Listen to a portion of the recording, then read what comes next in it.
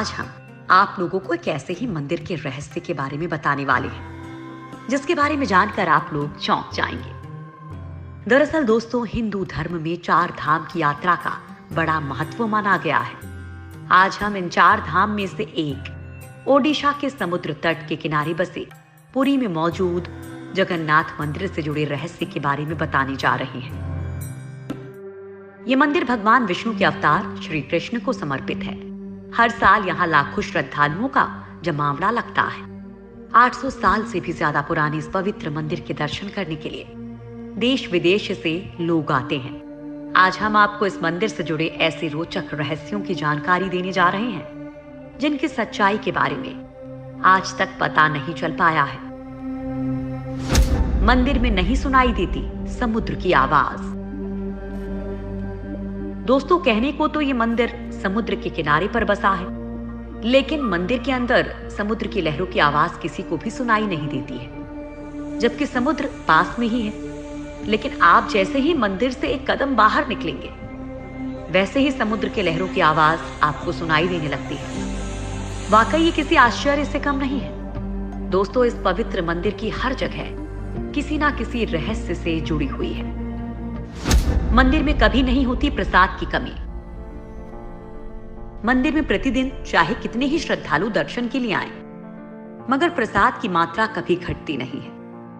हर समय पूरे साल के लिए भंडार भरा रहता है। ऐसी मान्यता है कि भगवान जगन्नाथ के प्रताप से यहाँ हजारों लोगों से लेकर लाख लोगों तक को प्रतिदिन भरपेट भोजन खिलाया जा सकता है, चाहे श्रद्धालुओं की संख्या में कितनी भी बढ़ोतरी क्यों ना हो जाए। मंदिर के अंदर पकाया जाने वाला प्रसाद कभी कम नहीं होता है। दोस्तों, इसके पीछे भी एक रहस्य है।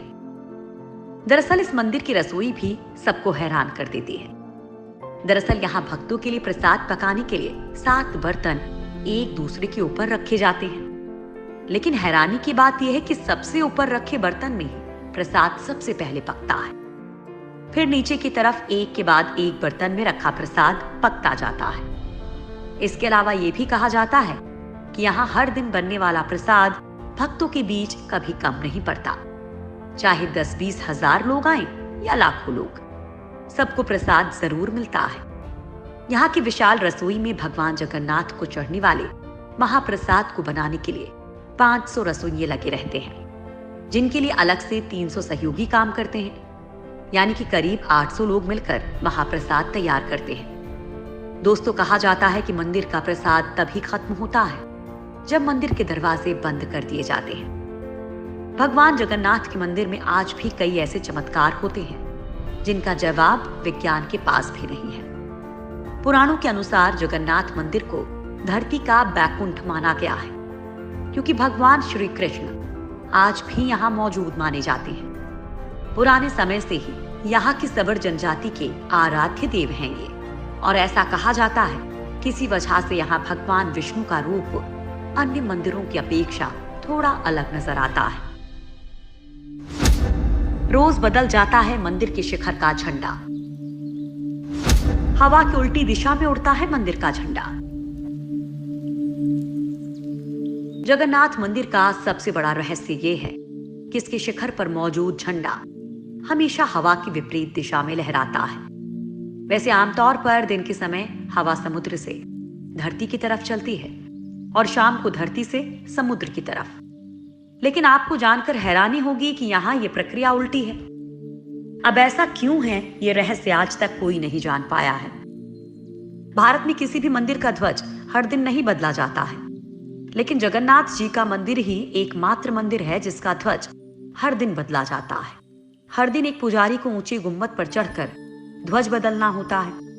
जगन्नाथ मंदिर की ऐसी मान्यता है कि अगर एक दिन भी ध्वज नहीं बदला गया तो मंदिर 18 सालों के लिए बंद हो जाएगा।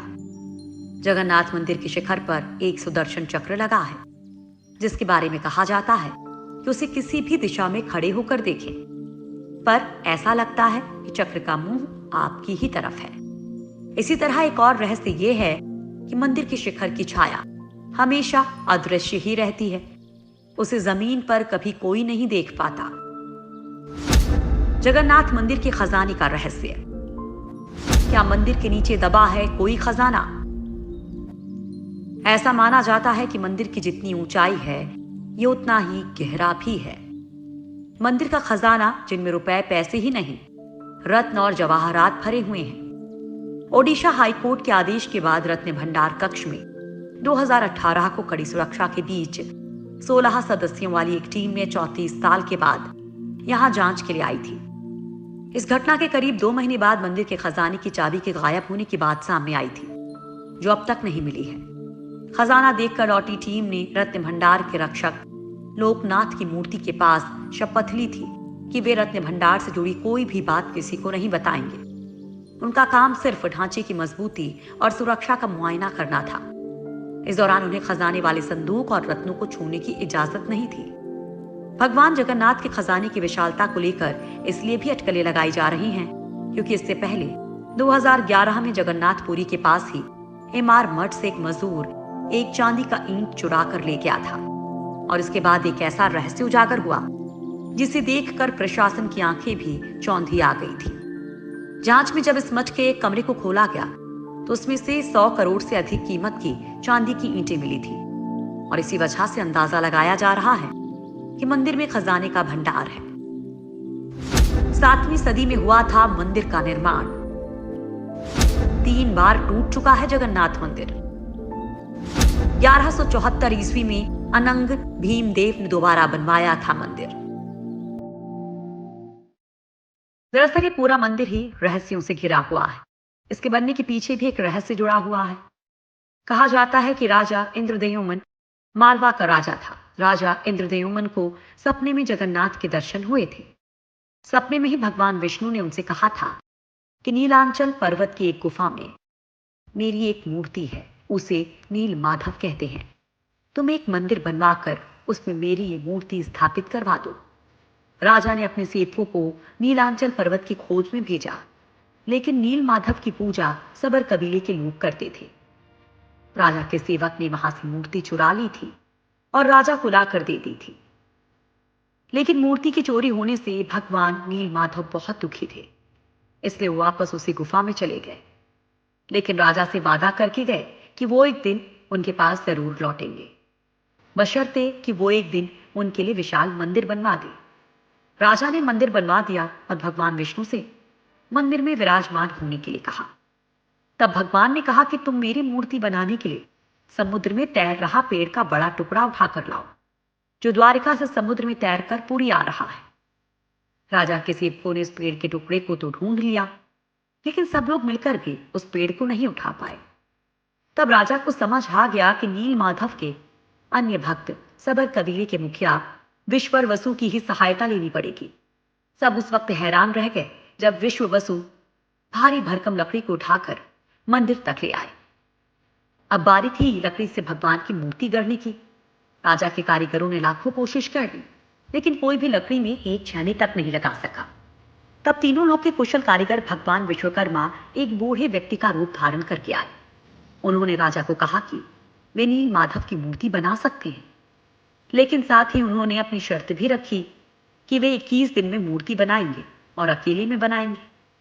उनकी शर्त मान ली गई, लेकिन एक दिन राजा इंद्रद्युम्न की रानी खुद को रोक नहीं पाई, और रानी के कहने पर राजा ने कमरे का दरवाजा खोलने का आदेश दिया। जैसे ही कमरा खोला गया तो बूढ़ा व्यक्ति गायब था और उसमें 3 अधूरी मूर्तियां पड़ी मिली। भगवान नील माधव और उनके भाई के छोटे छोटे हाथ बने थे, लेकिन उनकी टांगें नहीं, जबकि सुभद्रा के हाथ पांव बनाए ही नहीं गए थे। राजा ने इसे भगवान की इच्छा मानकर इन्हीं अधूरी मूर्तियों को स्थापित कर दिया। तब से लेकर आज तक तीनों भाई बहन इसी रूप में मंदिर में विराजमान हैं।